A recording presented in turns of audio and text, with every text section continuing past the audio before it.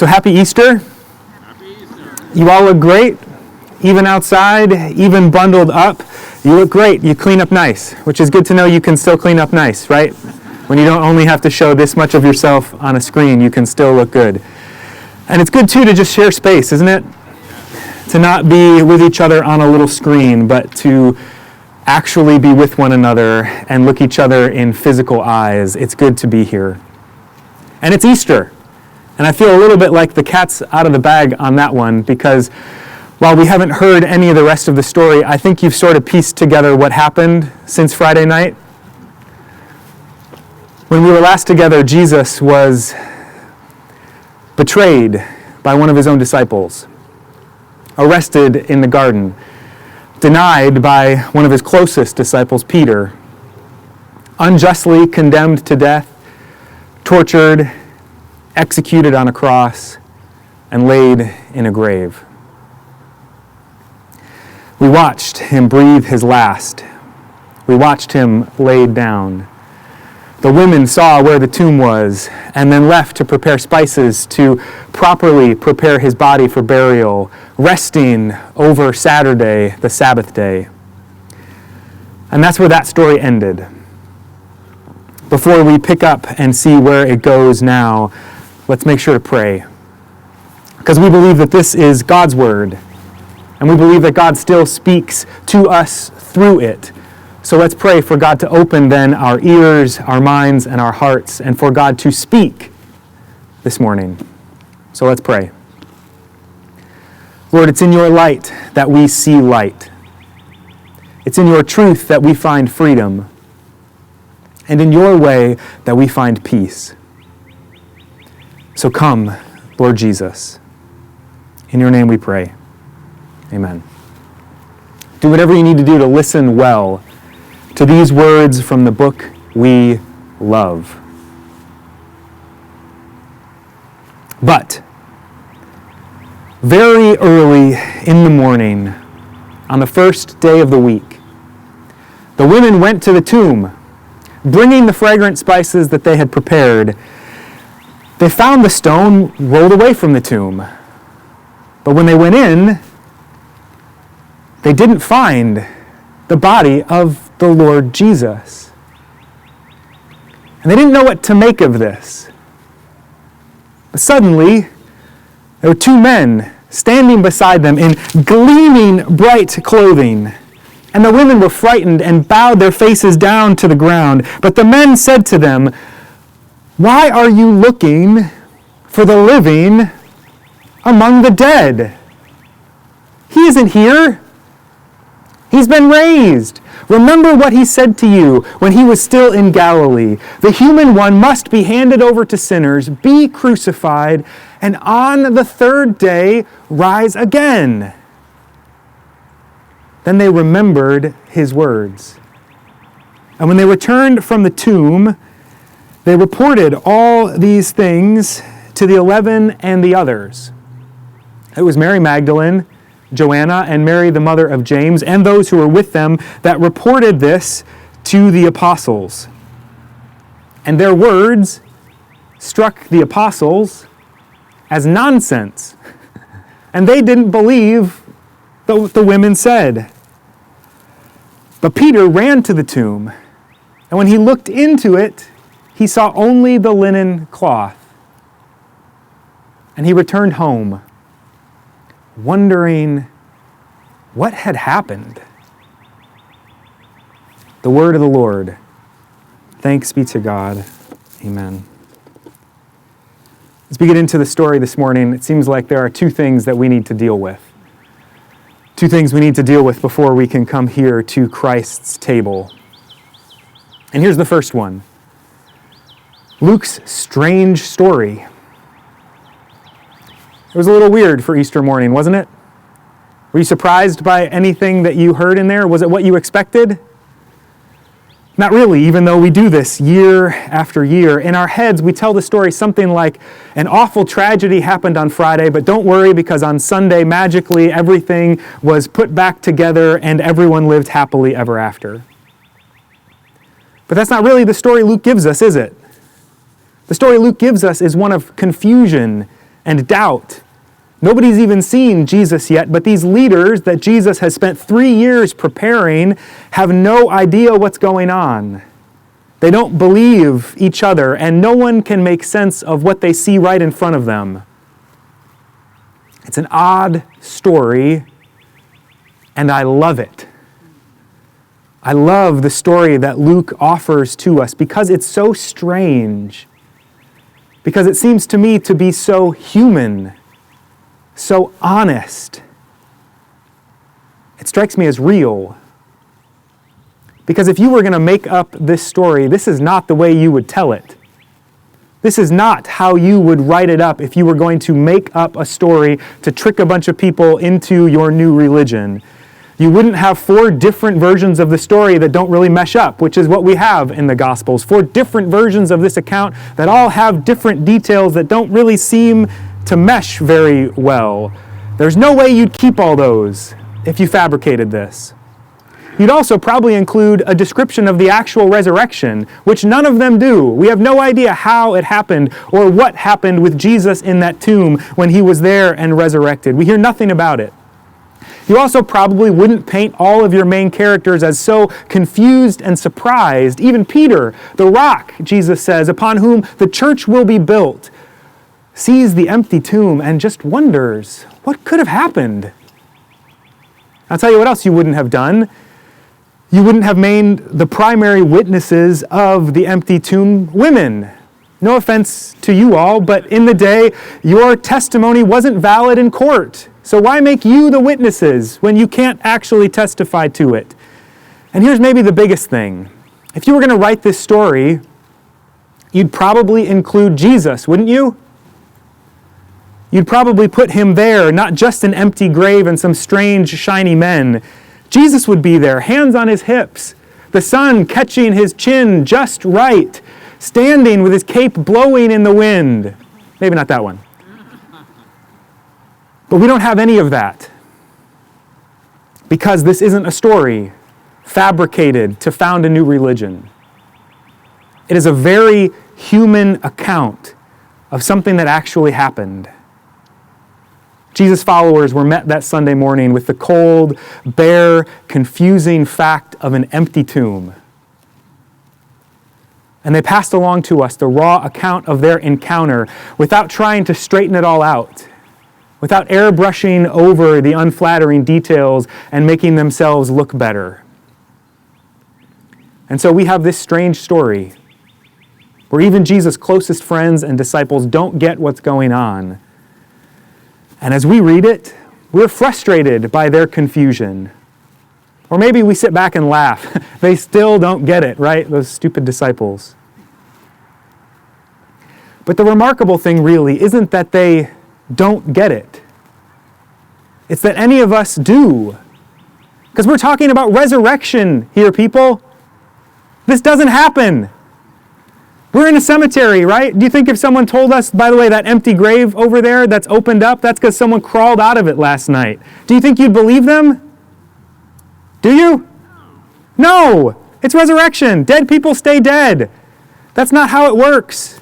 These women weren't confused because they're just bad disciples or too slow to understand Jesus. The men don't doubt the women because they're women and can't be trusted. It's because the claim is that Jesus rose from the dead. And that's ridiculous. It sounded to them as nonsense because it is, right? That fact has gotten far too domesticated. We've grown used to the idea somehow and covered over its absurdity with bunnies and eggs and cute new outfits, which look great, by the way. One of the things I love that Luke does is make this strange again.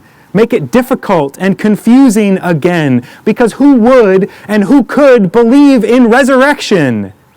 Let's not jump past how outrageous that claim is, because however outrageous it is, we still have to deal with it. We have to account for the empty grave somehow. Just because it's ridiculous doesn't mean we can wipe our hands and just move on.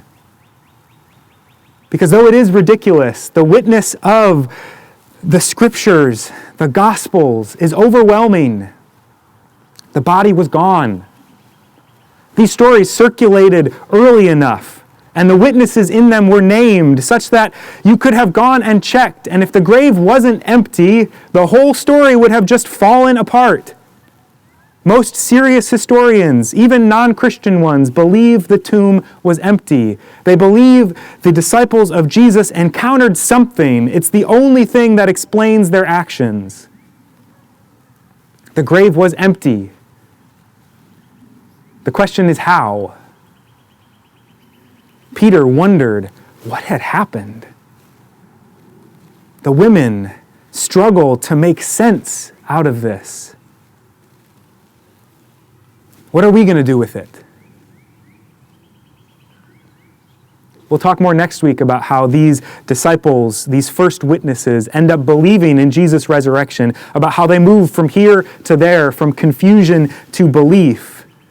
But for now, it seems really important that this story doesn't resound like the Hallelujah chorus early on that Sunday morning, triumphant and victorious. The hero's not standing there before riding off into the sunset. What we get is honest and human. We get confusion and doubt and the absurd claim that the grave is empty. So let's make Easter strange again, huh? Let's get real and honest about the idea that the grave was empty and how ridiculous that idea actually is. Because if we can, then maybe we can make space too for some of our other confusion and wondering and doubt, and make space to seek Jesus and to make sense of it all. And maybe if we can see how crazy this central tenet of our faith is, then when we stand to proclaim it, we'll also see that it changes everything in the world and everything in us. And there's the second thing we need to deal with this morning. The first is how strange Luke's story is, but the second is that if this is true, then everything is different now. Everything has changed. We get a hint that that's so in the first word of Luke chapter 24, our reading for this morning. If you have your Bible still open or up on your phone, look at it with me. Too many English translations actually ditch the first word in Greek, so I'm interested what yours would say. The first word here is actually but. But. One of those subtle literary clues that the direction we've been going has just changed. We've been going pretty clearly in one direction. Jesus was betrayed by one of his own disciples, arrested, denied by another, unjustly sentenced to death, tortured, beaten, crucified, and on Friday, died and laid in a tomb. The story's been progressing pretty clearly along one trajectory. And it's not just his story. It's all of history. We're all headed in that same direction, death.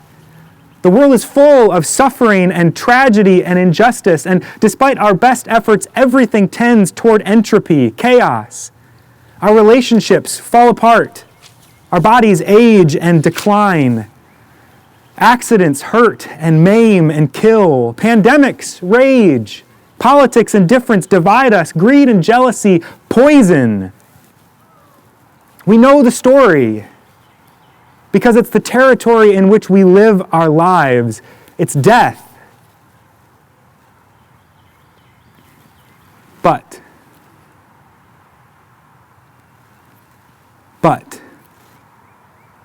very early in the morning on the first day of the week, something happened. Before the women even arrived, but Christ is risen. Hallelujah. Death was defeated.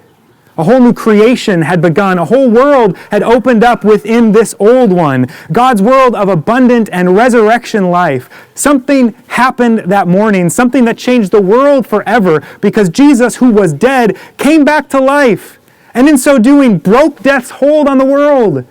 In the book of Revelation, Jesus is described as the one who holds the keys to death and the grave. He's opened their doors, and death no longer rules over us or our lives. So why do we keep looking for the living among the dead? Why do we keep looking back and looking down, continuing to act as though the suffering and evil and death that are around us all over in the world are, in fact, what is most true and all there is? We make all our anxious plans. We interact with friends and family and neighbors. We work and save and play and vote as though this is all there is, as though we live for a little while and die, so we best get what we can and enjoy it while it lasts. Why do we keep looking for the living among the dead? The angel's question that morning is an invitation into this new paradigm, an invitation into the resurrection life and power of Jesus. It's an invitation into a whole new world, to step out of this world ruled and defined by death, because as long as you keep your eyes fixed on such things, on the ground and in the grave, death is all you will find. We will only ever find death if we keep looking among the dead. But what we receive this morning in this Easter story is the invitation to lift our eyes and look not among the dead, but to gaze upon the living one, and to have our imagination and our lives and our world transformed from death into life. And that's what those first Christians understood was happening when Jesus rose from the dead. Because very quickly they'll meet the risen Jesus. Their lives will be transformed, and they'll go out to share this good news to the ends of the earth. And they will take on death themselves to proclaim this message to others. And they do so because they realize that what's happened in Jesus is not just a neat, tidy, and happy ending to an otherwise tragic story.